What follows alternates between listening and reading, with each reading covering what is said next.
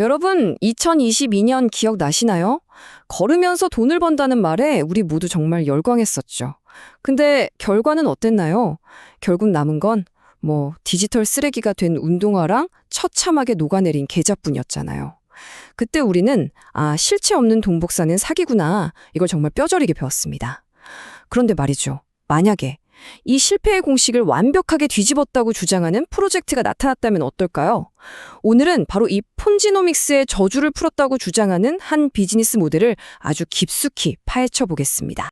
바로 이 한 문장, 이게 지난 무브 투원, M2E 프로젝트들의 핵심을 그냥 그대로 꿰뚫는 비판이었습니다. 그리고 바로 이 지점이 오늘 우리가 살펴볼 프로젝트가 정면으로 도전하겠다고 나선 문제이기도 합니다. 우리 모두가 겪었던 이 경험을 먼저 짚고 넘어가야 해요. 수백만 원짜리 디지털 자산이 정말 하루아침에 가치를 잃어버렸고 아무도 구해주러 오지 않았죠. 이 트라우마가 바로 새로운 모델을 이해하는 출발점이 됩니다. 자, 그럼 도대체 이전 모델들은 정확히 왜 실패했는지 그 구조를 한번 해부해 보겠습니다. 핵심 원인은 바로 이겁니다. 폰지노믹스. 아주 간단해요. 내가 번 돈이 회사의 어떤 사업 수익에서 나오는 게 아니고요. 그냥 바로 내 뒤에 들어온 사람, 즉 신규 유저가 낸 돈에서 나오는 구조를 말하는 겁니다. 그러니까 어때요? 신규 유입이 계속되지 않으면 그냥 무너질 수밖에 없는 말 그대로 모래성인 거죠. 이 슬라이드가 바로 그 붕괴 과정을 보여주는데요. 자, 보세요. 신규 유저 유입이 딱 멈추는 순간 토큰 가격이 떨어지기 시작합니다. 그러면 기존 유저들은 불안하니까 수익을 막 현금화하려고 하겠죠? 이게 또 가격 하락을 더 부채질하는 거예요. 결국 시스템 전체가 붕괴하는 이 죽음의 나선에 빠져버리는 겁니다. 스테픈, 엑시 인피니티가 정확히 이 길을 걸었죠. 정리하자면 기존 모델들의 취약점은 이 세 가지로 딱 요약이 됩니다. 가치를 뒷받침할 실체가 전혀 없었고 유저들은 돈이 안 되면 바로 떠나버리고 사업 모델 자체가 신규 유저 유입이라는 아주 불안정한 기반 위에 서 있었던 겁니다. 그렇다면 이 근본적인 문제를 어떻게 해결할 수 있을까요? 여기서 오늘 살펴볼 애니워크 모델이 제시하는 첫 번째 해결책이 등장합니다. 바로 유저 이탈을 막는 일종의 심리적인 장치예요. 이 질문에서부터 발상의 전환이 시작됩니다. 한번 생각해 보세요. 사람들이 돈이 아닌 다른 이유 때문에 이 앱을 계속 쓰게 만들 수 있다면 죽음의 나선에 그 첫 단추를 끊어낼 수 있지 않을까요? 이 슬라이드가 그 차이를 아주 명확하게 보여주죠. 기존 모델은 그냥 돈 벌려고 걷는 겁니다. 하지만 애니워크 모델은요, 내 강아지 간식 사주려고 병원비 할인받으려고 걷는다는 거예요.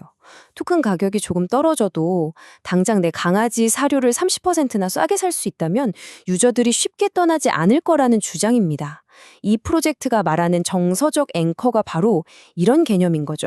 사실 이 전략의 배경에는 아주 그럴듯한 경제학적 이론이 있어요. 뭐냐면 사람들은 경기가 어려워져도 자녀나 반려동물을 위한 지출은 쉽게 줄이지 않거든요. 이걸 수요가 가격 변화에 둔감하다, 즉 가격 비탄력적이라고 하죠. 이 불황을 잘 타지 않는 시장에 M2E를 결합한 겁니다. 하지만 감성만으로는 부족하죠. 결국 가장 중요한 건 돈이 어디서 나오느냐입니다. 자, 이제 신규 유저 없이도 가치를 창출한다는 이 모델의 핵심 두 번째 해결책으로 넘어가 보겠습니다. 바로 이 질문. 이게 모든 M2E 프로젝트가 마주했던 정말 근본적인 질문이었습니다. 뒷사람 돈으로 앞사람 수익을 메꿔주는 구조가 아니라면 도대체 그 수익은 어디서 나와야 하는 걸까요?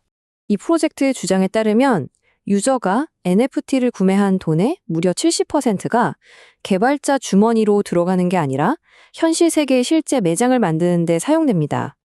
이 슬라이드가 바로 프로젝트가 내세우는 이원화 수익 엔진의 작동 방식인데요. 자, 한번 보세요. 1단계, 전국에 있는 프랜차이즈 매장에서 실제 현금 매출이 발생합니다. 2단계, 이 현금으로 시장에 풀려있는 ANI 토큰을 다시 사들여요. 3단계, 그리고 사들인 토큰을 영원히 없애버립니다. 이걸 소각이라고 하죠. 그럼 어떻게 될까요? 4단계, 그 결과 시중에 유통되는 토큰의 총량이 줄어들어서 희소성이 높아진다는 논리입니다. 이건 폰지 구조랑은 근본적으로 달라요. 자료에서는 이걸 삼성전자 같은 대기업이 주주 가치를 높이기 위해서 자기 회사 주식을 사들여서 소각하는 것과 똑같다고 비유하고 있어요. 완벽하게 합법적인 주주 환원 정책이라는 거죠. 자, 그럼 지금까지 나온 해결책들을 한번 종합해 보겠습니다. 여기에 더해서 투자자들의 신뢰를 쌓기 위한 마지막 장치가 하나 더 있습니다. 바로 14일 환불 보장 제도입니다. 이건 크립토 시장에서 흔히 발생하는 먹튀 사기에 대한 아주 직접적인 대응책이죠. NFT를 산 다음에 14일 안에는 이유를 묻지도 따지지도 않고 환불해주겠다는 겁니다. 결국 이 프로젝트가 내세우는 모델은 이 세 가지 기둥 위에 서 있다고 요약할 수 있습니다. 첫째, 반려동물이라는 정서적 앵커로 유저 이탈을 막고요. 둘째, 실제 프랜차이즈 매장이라는 현실 세계 수익으로 토큰 가치를 방어하고요. 마지막 셋째, 투자자 보호 장치로 초기 진입의 리스크를 없애겠다는 겁니다. 모두가 외면하고 떠나버린 M2E 시장의 폐허 속에서 반려동물이라는 강력한 수요와 실물 매장이라는 수익 모델로 무장한 새로운 접근법이 등장했습니다. 과연 이 가상경제와 현실경제의 연결고리가 M2E의 고질적인 문제를 해결하는 진짜 열쇠가 될 수 있을까요? 판단은 여러분의 몫입니다.